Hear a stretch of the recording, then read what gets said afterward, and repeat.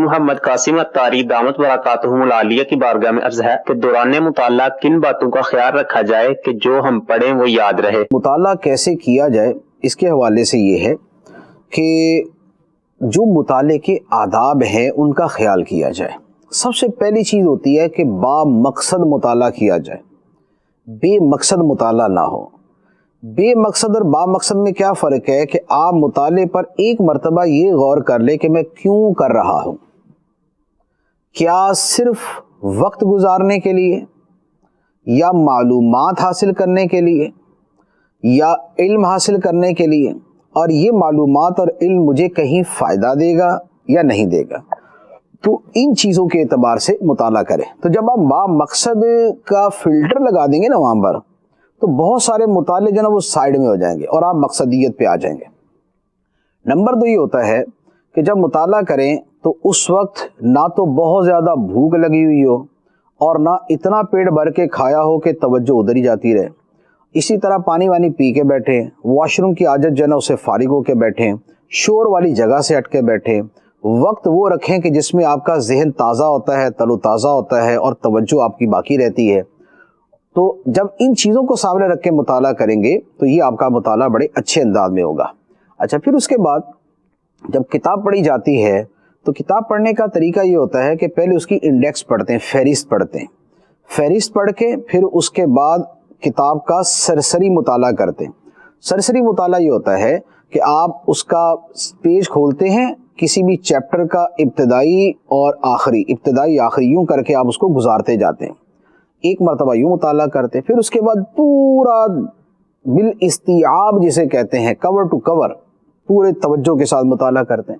پھر اس کے بعد آپ مطالعہ کرتے ہیں دوبارہ سرسری، جیسے پہلی مرتبہ میں کیا تھا۔ اب اس کے بعد آپ دوبارہ ایک مرتبہ انڈیکس کو دیکھتے ہیں۔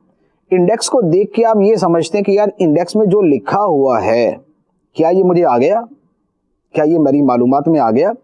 اب فہرست پڑھتے آپ کو لگے کہ یار یہ بات تو مجھے سمجھ نہیں آ رہی، یہ کیا مطلب تھا اس کا، تو اب یہ جو مطلب نہیں سمجھ آ رہا آپ صرف جا کے اس کو پڑھیں۔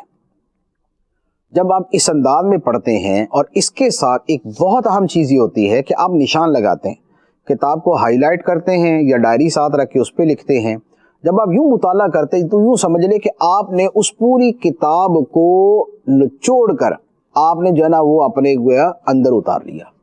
تو یہ مطالعہ کرنے کا بیسٹ طریقہ ہوتا ہے۔ اور پھر یہ بھی ہوتا ہے کہ زندگی کے ہر فیز کے اندر مطالعے کا ایک ہی انداز نہیں رہتا، کیونکہ جب آپ شروع میں پڑھتے ہیں تو آپ پوری تفصیل سے پڑھتے ہیں، لیکن جب آپ بہت 10-15 سال آپ کے مطالعے میں گزر جائیں تو پھر باتیں تکرار کے ساتھ آنا شروع ہو جاتی ہیں، کیونکہ وہ چیز آپ نے پہلے پڑھی ہوتی ہے، اب آپ کو اس طرح توجہ اور تفصیل سے پڑھنے کی حاجت نہیں ہے۔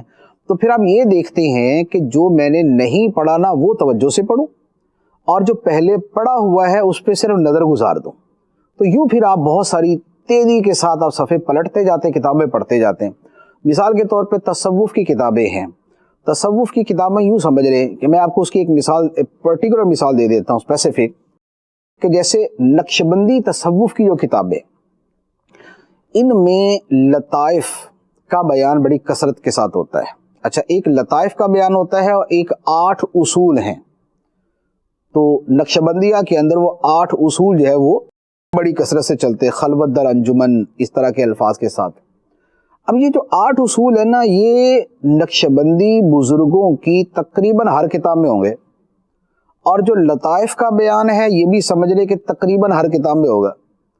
اب جب آپ نے ایک کتاب پڑھ لی تو اس کے بعد اب آپ جب دوسری کتاب پڑھیں گے تو پھر آپ کو نئے سرے سے تو تفصیل سے پڑھنے کی حاجت نہیں ہے۔ نئے سرے سے جب آپ پڑھیں گے تو اب آپ اس چیز کو سکپ کر دیں گے یا اس کو سرسری گزار دیں گے، اور کوئی نئی بات ہے تو آپ وہ پڑھیں گے۔ اس طرح کیا ہوگا کہ مثال کے طور پہ ان بزرگوں کی کتابوں کی تعداد ہے 100، اور آپ نے جب 5-6 پڑھ لی تو آپ نے میکسیمم جو ہے نا اس کا جو کنٹینٹ ہے اور موسٹ آف دا کنٹینٹ جو ہے وہ آپ نے پڑھ لیا۔ اب اس کے بعد بقیہ جو کتابیں ہیں وہ جسٹ آپ پیج پلٹیں گے اور وہ کتاب مکمل ہوتی جائے گی۔ جب آپ یوں پڑھیں گے تو پھر آپ یہ بھی کہہ سکتے ہیں جناب میں نے ایک دن میں 1000 صفحہ پڑھا۔ بیسیکلی وہ 1000 صفحہ کیا ہے؟ وہ 1000 صفحہ یہ نہیں ہے کہ آپ نے لفظ بلفظ پڑھا، ایسے کوئی نہیں پڑھ سکتا، یہ انتہائی مشکل ہے۔ تو پھر یہ بس بیسیکلی یہ ہے کہ آپ کو یہ پتا کہ کتاب میں ہے کیا، آپ کو یہ پتا کتاب میں ہے کیا۔ یہی معاملہ تفسیروں کا ہوتا ہے، یہی معاملہ حدیثوں کا ہوتا ہے، حدیث کی کتابوں کا، یہی معاملہ فقہ کا ہوتا ہے، یہی معاملہ فلسفے کا ہوتا ہے، اور تقریباً یہی معاملہ اور چیزوں کا ہوتا ہے۔ اب اس کی ایک میں مثال آپ کو دیتا ہوں، اس سے آپ کو بات پوری سمجھ آ جائے گی۔ یہ جو آج کل وائرس ہے، اس میں کیا احتیاطیں کرنی چاہیے؟ میرا خیال ہے کہ اگر 1000 بندوں کو بھی آپ پڑھیں گے نا تو تقریباً وہی ہوگا کہ بھائی صاحب ہاتھ دھوتے رہیں، سینیٹائزر استعمال کریں، چہرے کو چھونا نہیں ہے، گلے لگنا نہیں ہے، باہر نکلنا نہیں ہے، اور باقی وہ جو نا سپرے وغیرہ گھر میں ڈیٹول کا کرتے رہے۔ یہ آپ نے پڑھ لیا نا، اب آپ اس کے بعد آئنسٹائن کی تھیوری پڑھ لیں یہ کرونا وائرس کے اوپر، یہ ہے نہیں ویسے کہہ رہا ہوں، اب اس کی پہلے تھیوری پڑھ لیں، اور یا ہمارے اپنے جو گلی کے اندر کوئی جھاڑو وارو پھیرتا ہے اس کو پڑھ لیں۔ یہ دونوں برابر ہی آپ کو معلومات دے دیں گے اس معاملے کے اندر، کیونکہ سب یہی کہہ رہے ہیں۔